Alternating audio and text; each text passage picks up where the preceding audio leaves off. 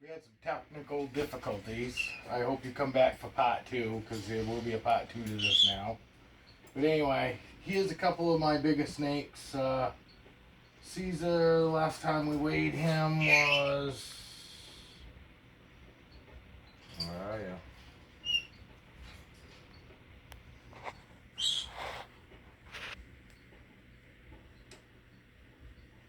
Wow. Last time, by the looks, was 331 and he was 532. So these two are on wean racks, and this is Caesar, my pinstripe.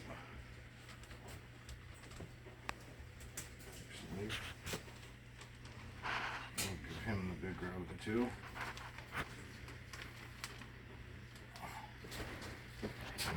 Here he comes. Whoops. Nice.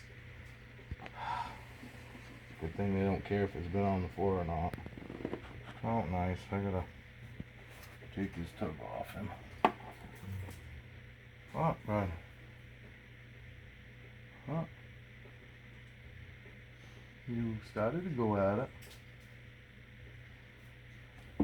Here we go. Oh, it's gonna slip.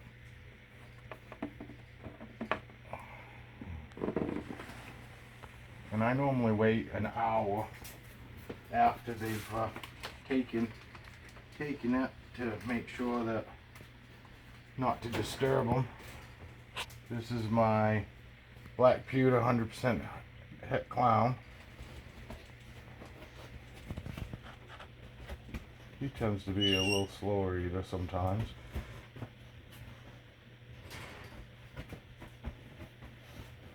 Some of them I have to literally drop it, and as soon as I drop it, that's when they grab it.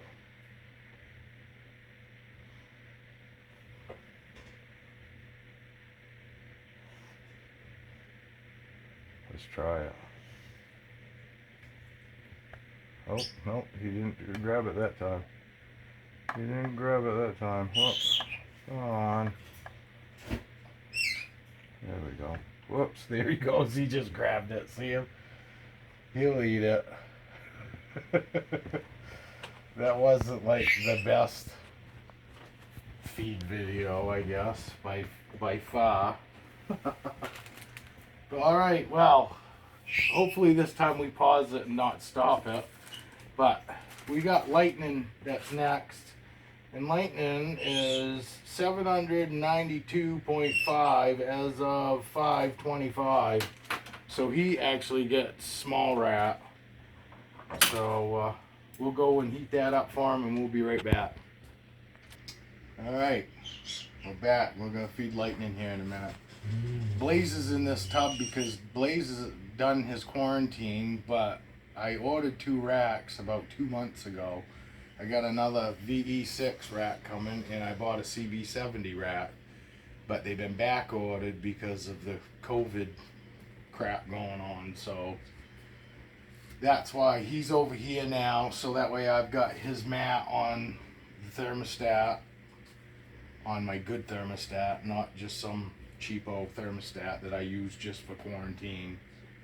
But anyway, I just wanted to explain why Blaze was in this separate tub on the table, but he is on a mat.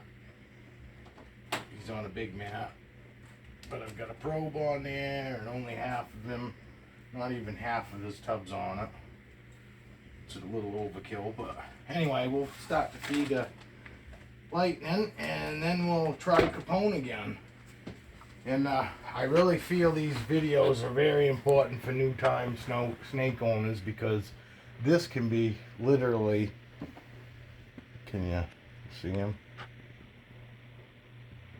This can be the most stressful part of owning a ball python, is this right here, is them during feed time, just getting them to eat. But when they're the size of Lightning, which is almost 800 grams, be prepared for them to go off food, because they don't eat every time you try to feed them when they get this size. They seem to become a little more finicky.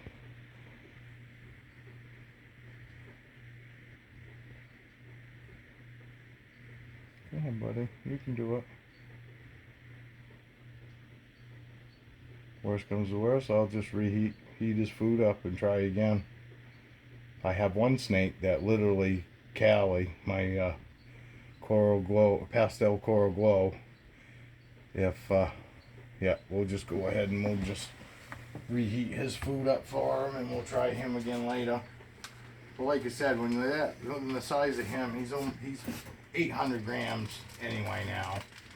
And if they refuse, just try to reheat it and re-offer it. And after that, at that point, if they don't eat it, I just wait a week and feed them again.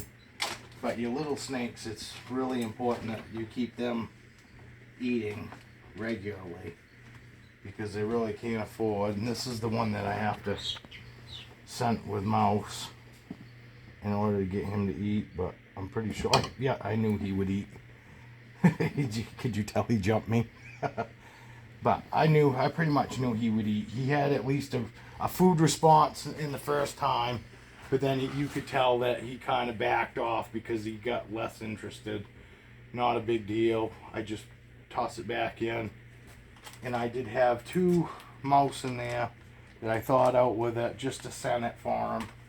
Kind of a pain, and it kind of sucks to thaw food out just to throw it away, but I don't want any on mouse. They don't grow on mouse.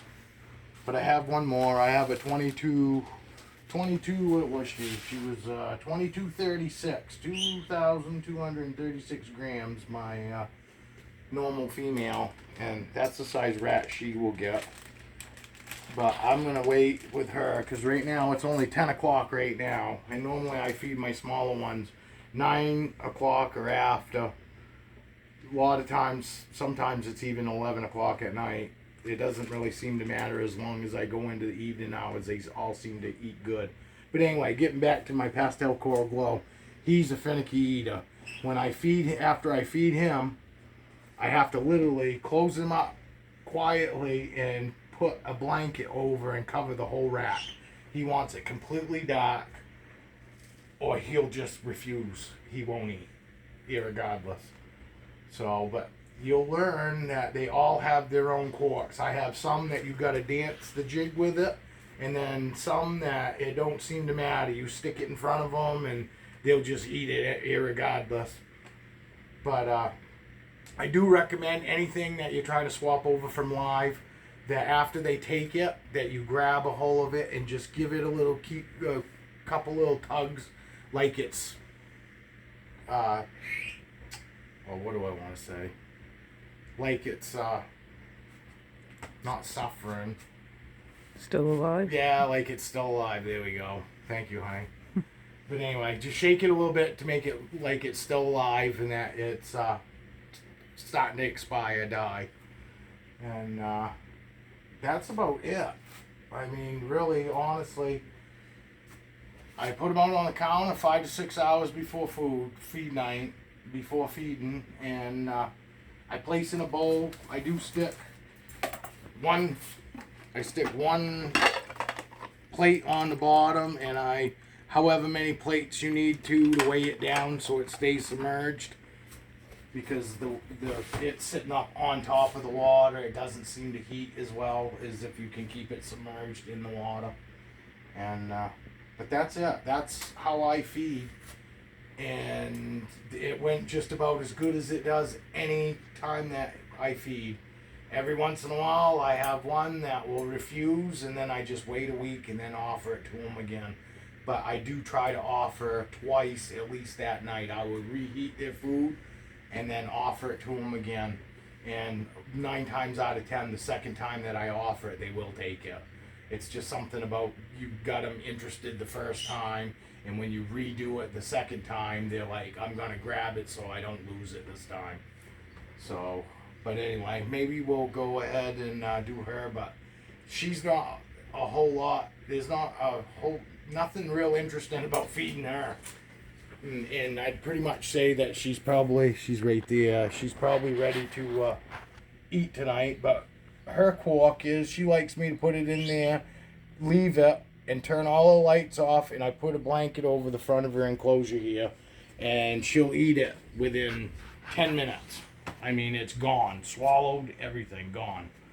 So, but I'm not going to bother showing you that because it's really not that interesting. You're just going to see me drop it in there, shut her lights off, shut her light down, and cover her up.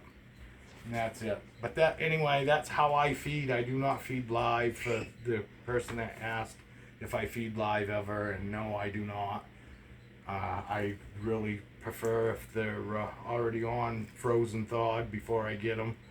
But because I've had good luck with swapping them over, it doesn't keep me from buying the right ball python if it comes available.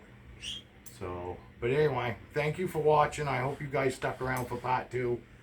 And videos will get better, I hope, as I shoot them. But anyway, I hope everybody has a wonderful night, and stay safe, everybody. Cheers.